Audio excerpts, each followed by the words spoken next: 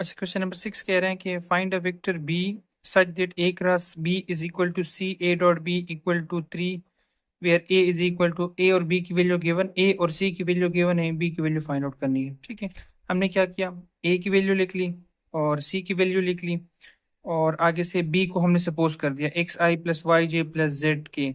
सो x Y जी की value find out करनी है, जबकि ये चीज़ अब हमारे पास गिवन है। आगे क्या करते हैं, आगे हम ऐसा करते हैं कि a cross b a dot b, a की वैल्यू क्या है आई माइनस 2 जे प्लस 3 के डॉट बी की वैल्यू मेरे पास है ये वाली x i y j plus z k is equal to 3। Dot product में आई को आई के साथ x minus 2 y plus 3 z is equal to 3। ये क्वेश्चन नंबर 1 आ गया। अब इसको सॉल्व करते हैं। A cross B is equal to c. So A cross b, a की क्या वैल्यू है। अच्छा, सबसे पहले a cross b find out करते हैं। सो ए क्रॉस बी में हम आई जे एंड के, आई ए की क्या वैल्यू है, ए की वैल्यू मेरे पास है 1 -2 एंड 3। बी की वैल्यू है x y and z is equal to c. क्या है सी आपके पास है आई जे एंड के। ठीक है, अब हम क्या करते हैं, सो आई into row column -2z -3y, फिर -j इंटू रो और column cancel z -3x and plus k into y -2x, y और फिर माइनस माइनस प्लस आ जाएगा 2 into x is equal to i plus j minus k. आगे क्या करते, compare कर लेते हैं दोनों को, मतलब आई को आई के साथ, जे को जे के साथ, के को के साथ कंपेयर। सो यहाँ पे 1 है और यहाँ पे ये आई है। So -2z -3y is equal to 1। अगर मैं इसको लिख लूँ तो मतलब माइनस मल्टीप्लाई करूँ तो मेरे पास आ जाएगा 2z plus 3y is equal to -1। ये क्वेश्चन नंबर 2 आ गया। अब अगर हम जे को कंपेयर करें तो जे से मेरे पास आ जाएगा यहाँ से अगर हम कंपेयर कर ले जे को, मेरे पास आ जाएगा जे और जे, लेकिन यहाँ पे माइनस है। So -z plus 3x is equal to 1। या इसको अगर हम थोड़ा simply 3x - z is equal to 1। ये क्वेश्चन नंबर 2 ये 3 आ गया, अब बल्कि 2 है, ये 3 है। और अगर हम z को कंपेयर कर ले तो मेरे पास आ जाएगा y plus 2x is equal to -1। ये क्वेश्चन नंबर 4 आ गया। इन दो को पहले सॉल्व करते हैं, फिर इन दो को सॉल्व करते हैं, फिर आगे जाके आपस में सॉल्व। बल्कि एक आसान तरीका ये है कि यहाँ से अगर मैं z की वैल्यू फाइंड आउट करूँ, z इज इक्वल टू ये साइड पे चला जाएगा, ये 3x - 1। ये इक्वेशन नंबर 3 आ जाएगा। ओके, सो यहाँ से अगर मैं y की वैल्यू फाइंड आउट करूँगा तो वो आ जाएगा -2x एंड -1। ये इक्वेशन नंबर 4 आ गया। अब z और y की वैल्यू इक्वेशन नंबर 1 में पुट कर लो। So put 3 and 4 in 1।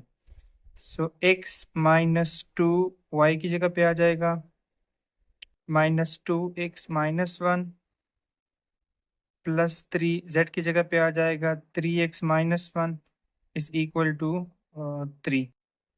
आगे इसको सिंप्लीफाई कर रहे हैं।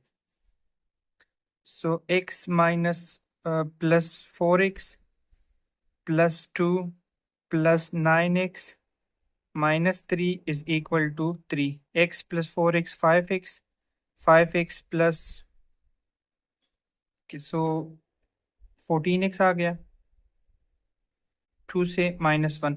सो 3 + 1, यहाँ से 1 आ जाएगा, 1 उतर जाएगा तो प्लस हो जाएगा। So x is equal to, x आ जाएगा आपके पास 4/14 और 2/7। अब इसको इक्वेशन नंबर 4 में पहले पुट करो फिर 2 में पुट करो। पुट n 3 में पुट करेंगे, ये एक वैल्यू मेरे पास आ गई। So z is equal to 3 into 2/7 -1, या z इज इक्वल टू 6/7 -1। अगर एलसीएम लेंगे तो 7 1 जार 7 -1/7, ये मेरे पास z की वैल्यू आ गई। ठीक है, अब आगे क्या करते हैं, अब आगे पुट इन 4 कर लेते हैं। अच्छा, put in equation number 4, equation number 4 में हम पुट करेंगे। So put in 4, so y is equal to -2 2/7 and -1, -4/7 -1, 7 1 jar 7 -11/7। सो आगे क्या करते हैं, ये वाली वैल्यू हम इक्वेशन नंबर 1 में पुट कर लेते हैं। सॉरी, यहाँ पे जब हमने स्टार्ट में b की वैल्यू लगाई, b is equal to xi plus yj plus z k. So b is equal to xi, x की वैल्यू मेरे पास 2/7 है, 2/7 i -11/7 j plus -1/7 k। So which is the required answer. Question number 6 में part number 2 कह रहे हैं कि if a cross b is equal to c cross d and a cross c is equal to b cross d, show that a minus d is parallel to a minus b, a minus d is parallel to b minus c। तब a minus d जो है वो b minus c के parallel है अगर ये हमारे पास equal हो। क्योंकि क्रॉस प्रोडक्ट में हमने एक रिजल्ट पढ़ा था कि अगर जीरो आ जाए, अगर दो क्रॉस प्रोडक्ट जीरो आ जाए दो वेक्टर्स के, तो हम कहेंगे कि a is parallel to b, a is parallel to b। इसको मैंने इक्वेशन नंबर 1 दे दिया, इसको मैं इक्वेशन नंबर 2 दे रहा हूँ। सो 1 2 को आपस में सब्ट्रैक्ट कर लो, 1 ये हमने शो करना है, दिस इज अननोन।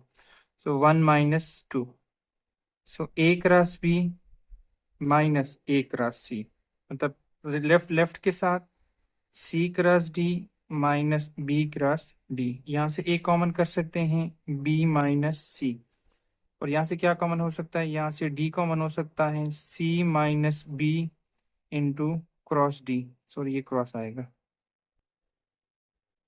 अच्छा, फिर हमने एक और रिजल्ट पढ़ा था कि a cross b is equal to minus b cross a। ये a की जगह पे है, ये b की जगह पे है, तो इसका मतलब है a cross b minus c is equal to minus d cross c minus b। मतलब इसको पहले कर दिया, इसको बाद में करी, दोनों को एक साइड पे कर लो। अब ये जो माइनस है ये मैं यहाँ पे मल्टीप्लाई कर रहा हूँ, a cross b minus c, ताकि ये और ये सेम आ जाए। मेरे पास आ जाएगा d cross b minus c।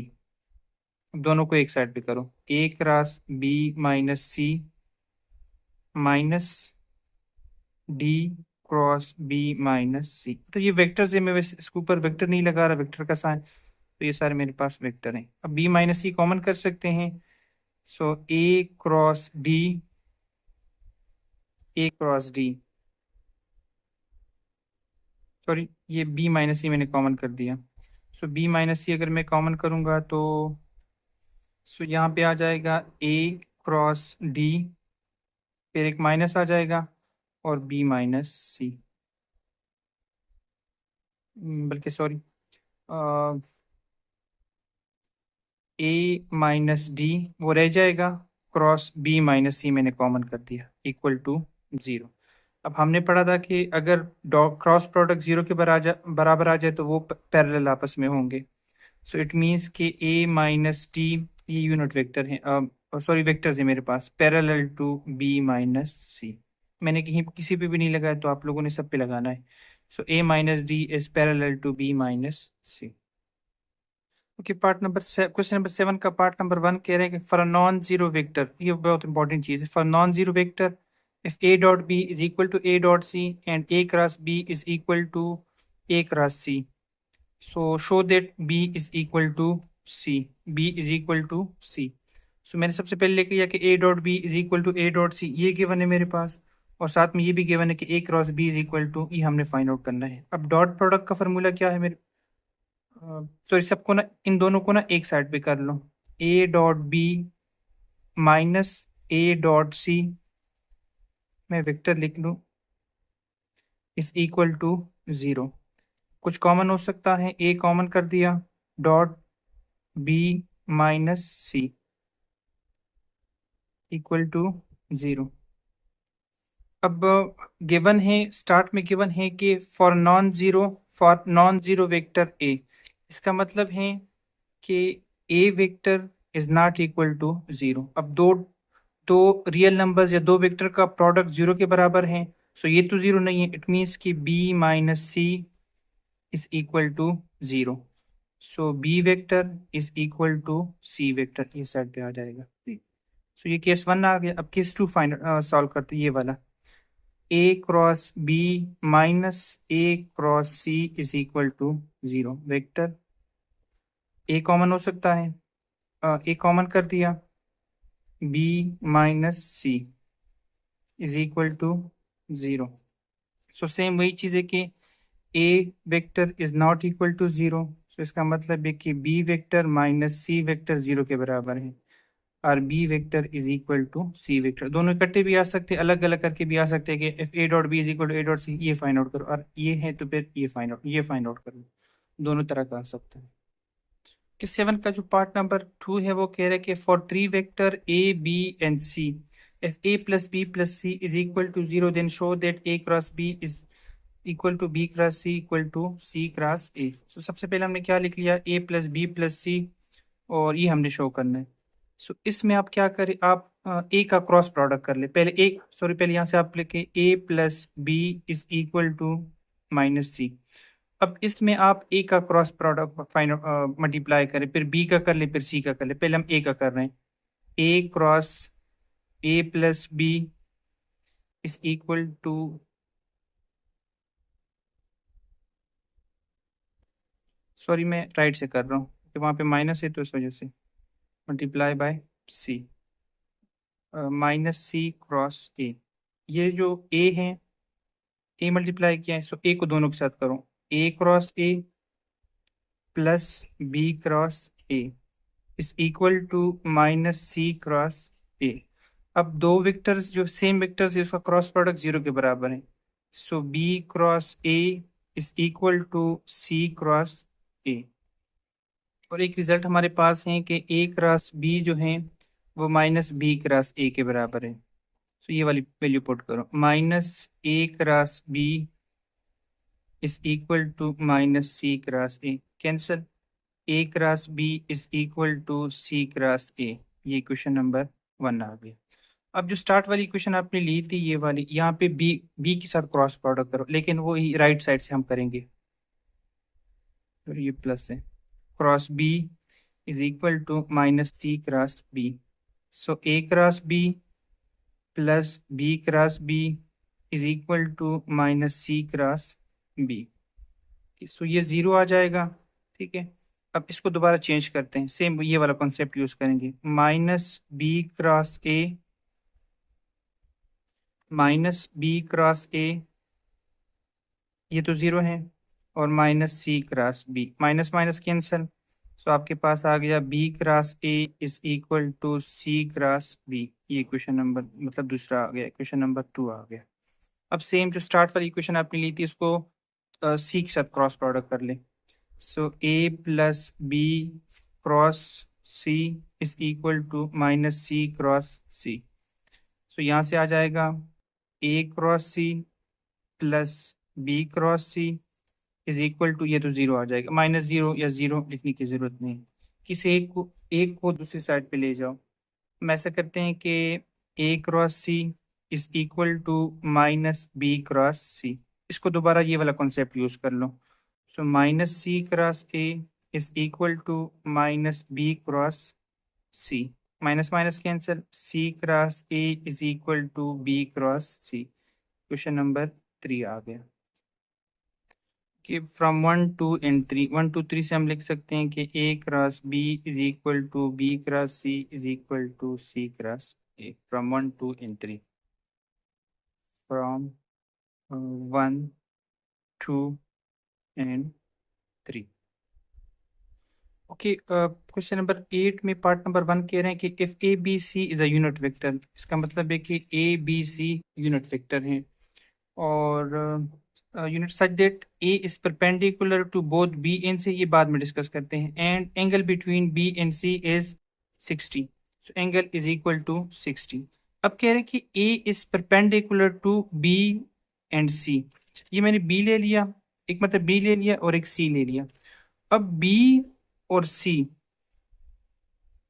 मतलब फॉर एग्जांपल बी जो है वो अलोंग एक्स एक्सिस है और सी जो है वो अलोंग वाई एक्सिस है। सो ए उसके परपेंडिकुलर है, ये उस क्या है परपेंडिकुलर, इसका मतलब है कि ए क्या होगा अलोंग जेड एक्सिस होगा, इस तरह से मतलब होगा अलोंग जेड एक्सिस, मतलब जिसको हम वाई एक्सिस कहते हैं जेड एक्सिस कहते हैं उसके साथ होगा। अब B cross C, B cross सी, इसका रिजल्टेंट वेक्टर क्या होगा? जाहिर बात है जब हम आई क्रॉस जे करते हैं, आई क्रॉस जे, तो उसका क्या आता है रिजल्टेंट वेक्टर आई क्रॉस जे का के आता है।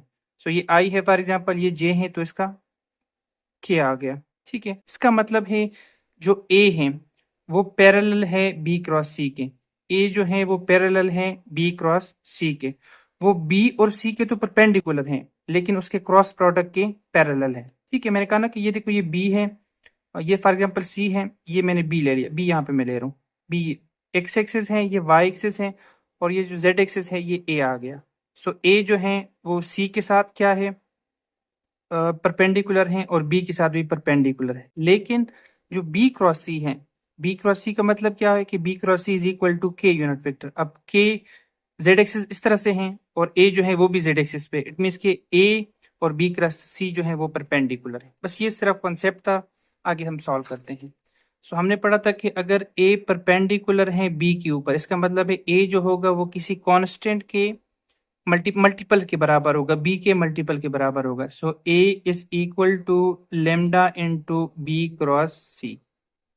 अब हम क्या करते हैं, अब हम b cross c find out करते हैं। So a is equal to lambda b unit vector c unit vector sine of theta. So बल्कि सॉरी यहाँ से ना आप taking magnitude on both side, so a magnitude is equal to lambda b cross c, magnitude इसका अलग आ जाएगा उसका अलग आ, ये 1 के बराबर है lambda magnitude. So B cross C, B magnitude C magnitude sine of theta, magnitude लिखोगे तो तब भी कोई फर्क, 1 इज इक्वल टू लेमडा, इसकी हमने वैल्यू फाइंड आउट करनी है, ये क्वेश्चन नंबर 1 है। ओके, सो बी 1 है डॉट 1 है sine of pi by 3, pi by 3 मेरे पास 60 के बराबर है।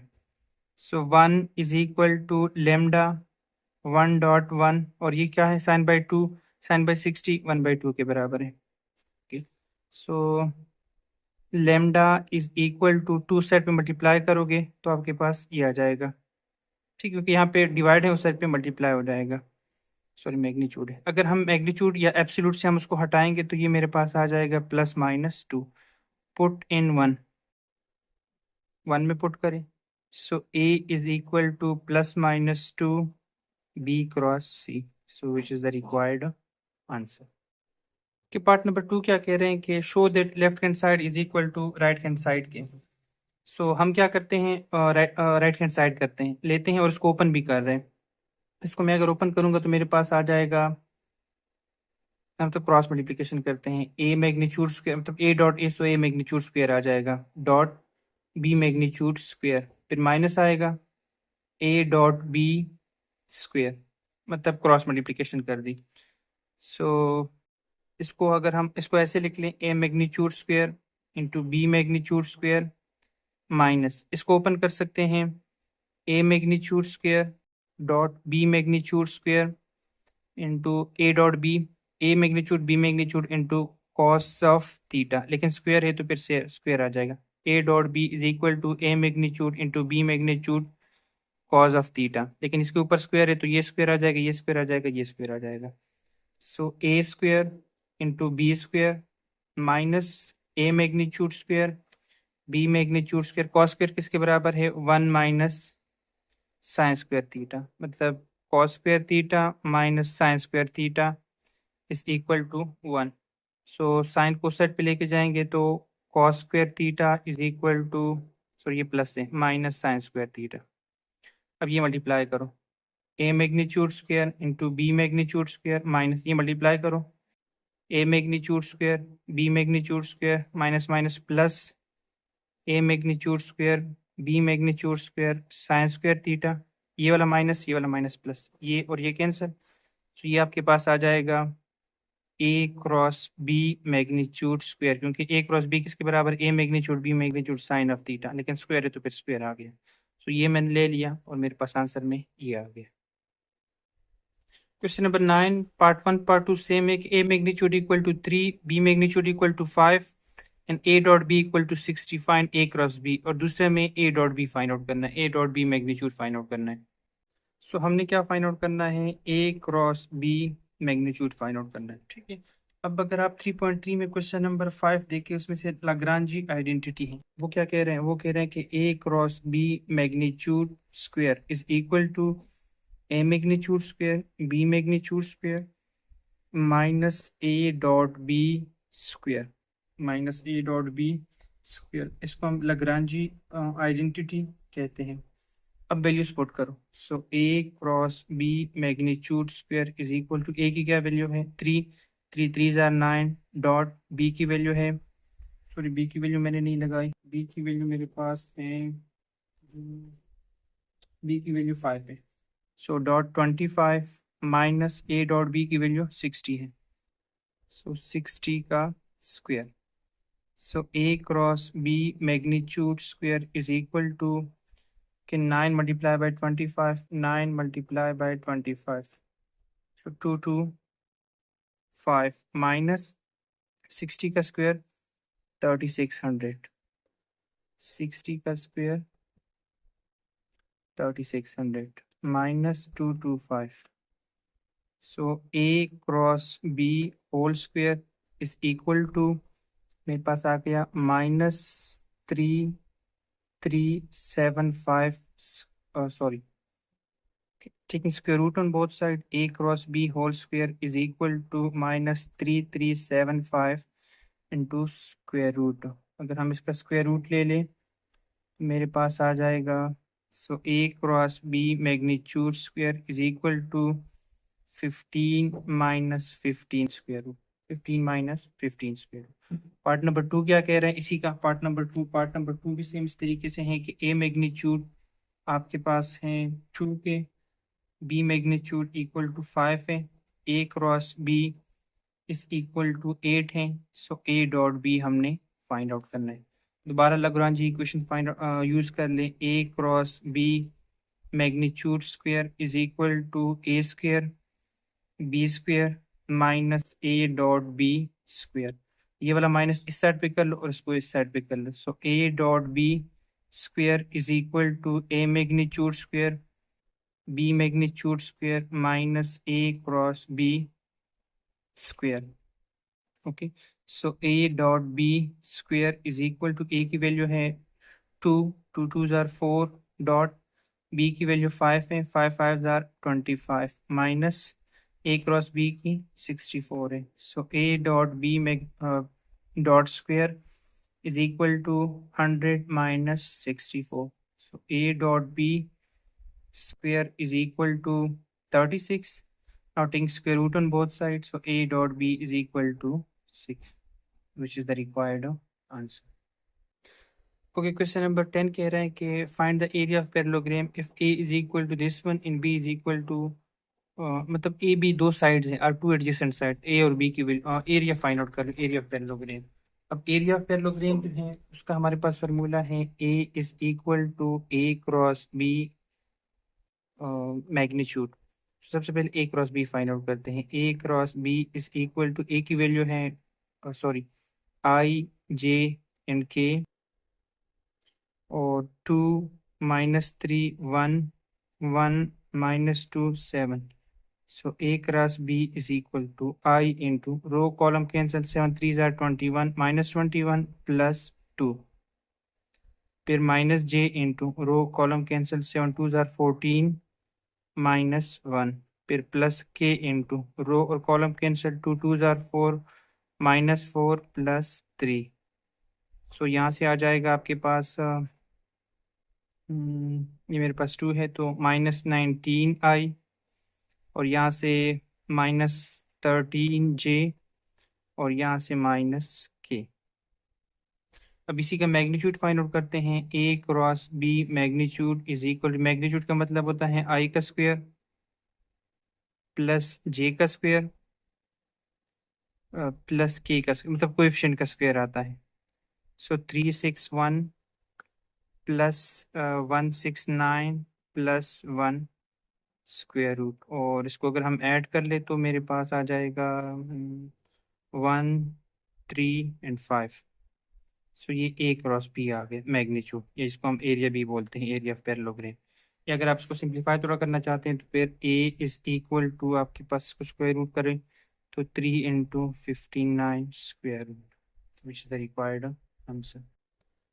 ओके, पार्ट नंबर 2 क्या कह रहे हैं? पार्ट नंबर 2 कह रहे find area of parallelogram if a is equal, sorry, find the area with vertices a b और c, also find its interior angle. मतलब ये फॉर एग्जांपल मेरे पास एक ट्राइंगल है। ओके, ये मेरे पास ट्राइंगल है ए बी सी। सो इसका एरिया फाइंड आउट करो। फिर ये देखो, ये अल्फा है, ये बीटा बना रहा है, और ये गेमा बना रहे हैं। सो अल्फा बीटा गेमा की वैल्यू फाइंड आउट करो। हम क्या करते हैं, हम पहले ए बी, ए सी और बी सी की वैल्यू फाइंड आउट करते हैं। फिर उसके बाद area of triangle find out करते हैं। ओके, सो ए बी किसके बराबर है? A b is equal to b minus a. A b is equal to b minus a, जो हमने पहले पढ़ा था स्टार्ट की एक्सरसाइज में। सो बी की वैल्यू है 2 1 2 माइनस 1 माइनस 1 1। सो 2 माइनस 1 1, और 1 प्लस 1 2, और 2 माइनस 1 1। सो ये ए बी की वैल्यू आ गई। अब बी ए, सॉरी, बी और सी, B c is equal to C minus B.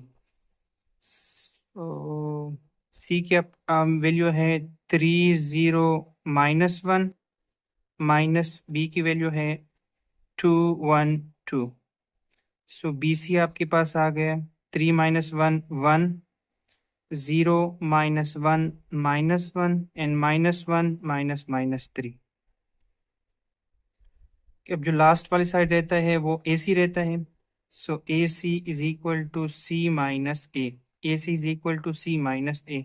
सी की वैल्यू दोबारा 3 0 - 1, माइनस ए की क्या वैल्यू है? ए की वैल्यू है 1 -1 and 1।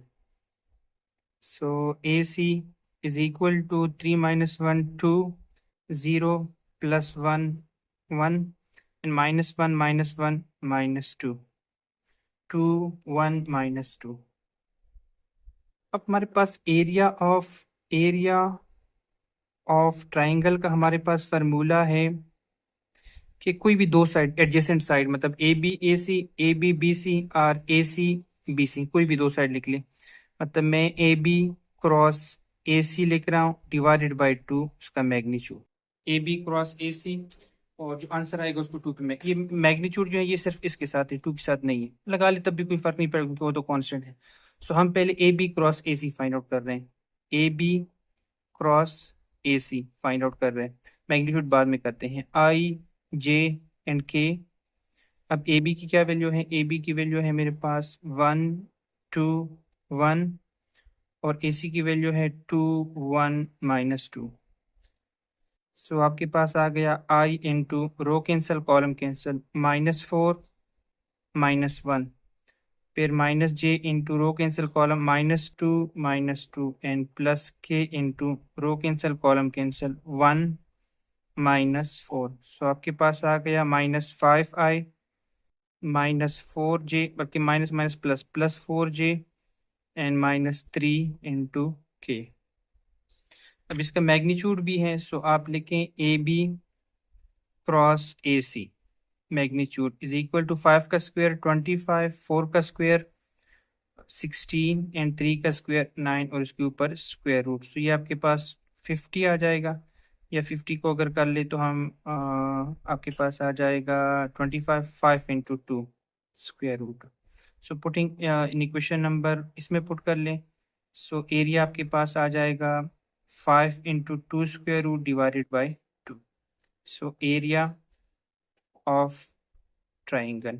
So 5 into 2 square root divided by 2. Sorry. Area of triangle is equal to 5 into 2 square root divided by 2. अब जो दूसरा पार्ट है उसका कि फाइंड द इंटीरियर एंगल, मतलब अल्फा बीटा गेमा की वैल्यू फाइंड आउट करो, वो मैं आगे करवाता हूँ। अब हम इंटीरियर एंगल फाइंड आउट कर रहे हैं। ओके, सो ये मैंने वही ऊपर से जो हमने फाइंड आउट की थी, A B equal to this one, B C equal to और ए सी। अब हम अल्फा फाइंड आउट कर रहे हैं। सो यहाँ से एंगल शुरू होता है बी ए डॉट ए सी। अब ए सी की वैल्यू तो मेरे पास है, लेकिन बी ए किसके बराबर आ जाएगा? बी ए का मतलब होता है, मतलब हमने पढ़ा था कि B A is equal to minus A B. इसका मतलब यहाँ पे माइनस मल्टीप्लाई करो, -1 -2 -1। या तो आप बी ए बी करोगे, ए सी करोगे, या फिर सी ए बी करोगे, जिस तरह से आपकी मर्जी है। सो हम इसका एंगल फाइंड आउट करेंगे। तो मेरे पास फार्मूला है कि a dot b equal to, okay, so b a मतलब unit vector dot a c unit vector. So वो किसके बराबर है? B a magnitude, a c magnitude और cos of alpha. Alpha find out करेंगे। बी ए क्या है? B ए मेरे पास है -1 -2 -1 डॉट ए सी क्या है? ए सी है 2 1 -2। अब बी ए का मैग्नीट्यूड 1 + 2 का स्क्वायर 4 + 1, और यहाँ पे dot 4 + 1 + 4 and cos of alpha. तो यहाँ पे आ जाएगा आई को आई के साथ, जे को जे के साथ, के को के साथ। 2 1 ज़र 2 -2 एंड +2 इस इक्वल टू, यहाँ से 9 आ जाएगा, और यहाँ से सॉरी यहाँ से आपके पास आ जाएगा 6 स्क्वायर रूट, और यहाँ से 9 आ जाएगा, उसको मैंने ये लिख लिया cause of alpha.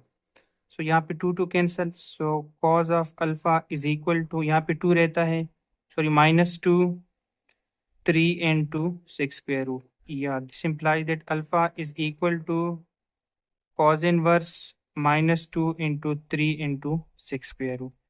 So alpha is equal to cos inverse -2 minus, so alpha की वैल्यू आपके पास आ गई 74 पॉइंट समथिंग। सो मैंने 74 कर लिया, ठीक है। अब सेम अब हम बीटा फाइंड आउट करेंगे। So a b dot b c, तरीका मैंने बता दिया कि मैं यहाँ से शुरू करूँ। So a b c is equal to a b magnitude, b c magnitude and cos of beta. So a b की क्या वैल्यू है? ए बी की वैल्यू है 1 2 1 डॉट बी सी की वैल्यू आपके पास है 1 -1 -3 इज इक्वल टू मैग्नीट्यूड 1 + 2 का square 4 + 1 square root और 1 + 1 + 9।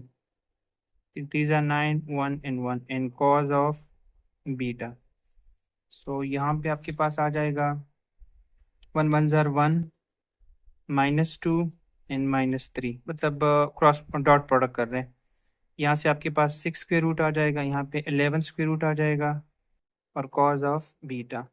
और हम लिख सकते हैं कि cos of beta is equal to, यहाँ से आपके पास आ जाएगा -4 divided by 11 6 are 66 square root. So this implies that beta is equal to cos inverse 4 divided by 66 square root. Okay, so beta is equal to, so आपके पास आ जाएगा 60.5 आता है, 60.5 राउंड ऑफ करो तो 61 आता है, लेकिन ये भी ठीक है। फिर जो लास्ट वाला एंगल है वो हमारे पास है गेमा। So A C and C B, या फिर आप बी सी सी ए, जिस तरह से आप करना चाहते हैं। मैं लिख रहा हूँ कि ए सी डॉट सी बी वो किसके बराबर आ जाएगा? A c magnitude c B magnitude and cos of gamma. So A सी किसके बराबर है? ए सी मेरे पास है 2 1 -2, लेकिन बी सी सी बी जो है वो बी सी के अपोजिट आ जाएगा। मतलब बी सी मेरे पास ये है बी सी, तो सी बी इसके अपोजिट आ जाएगा, मतलब माइनस मल्टीप्लाई करेंगे, आपके पास आ जाएगा डॉट -1 था वहाँ पे, तो +1 आ जाएगा, और -3 था +3 आ जाएगा, ठीक है। वही वाला कॉन्सेप्ट हम यूज़ करेंगे जो हमने यहाँ पे आपको बताया था। और अगर हम मैग्नीट्यूड लेंगे तो 4 + 1 + 4, और यहाँ पे 1 + 1 + 9 स्क्वायर रूट और कॉज ऑफ गेमा। अब यहाँ पे 2 1s are 2, -2 + 1 -6 is equal to, यहाँ से 9 आ जाएगा। ओके, 9 जो है वो 3 के बराबर है, और यहाँ से 11 आ जाएगा, 11 square root cause of gamma. So cos of गेमा इज इक्वल टू, यहाँ से आपके पास 8 7 आ जाएगा, -7 divided by 3 into 11 square root. This implies that gamma is equal to cos inverse 7 divided by 3 into 11 square root. Okay, so gamma is equal to, so वो आ जाएगा आपके पास 45।